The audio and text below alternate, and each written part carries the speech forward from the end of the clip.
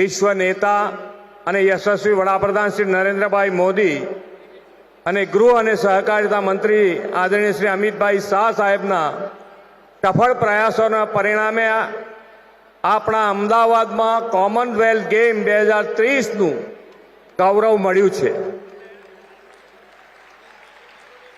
આ ગૌરવ મળ્યા પછી ગાંધીનગરના લોકલાડીલા સાંસદ તેમજ ગૃહ અને પ્રથમ સહકારિતા મંત્રી શ્રી અમિતભાઈ શાહ સાહેબ પહેલી વાર આપણી વચ્ચે પધાર્યા છે, ત્યારે આપણા સૌ વતી એમને ખૂબ ખૂબ અભિનંદન પાઠવું છું.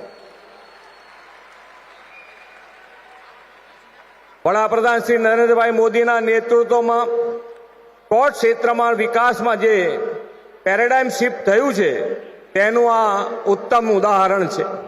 તેમના માર્ગદર્શનમાં કોમનવેલ્થ ગેમ માટે વિશ્વ અને ભારતને આંગણે આવકારવા અને સ્પોર્ટ્સ હબ બનાવવા આપણે સજ્જ છીએ.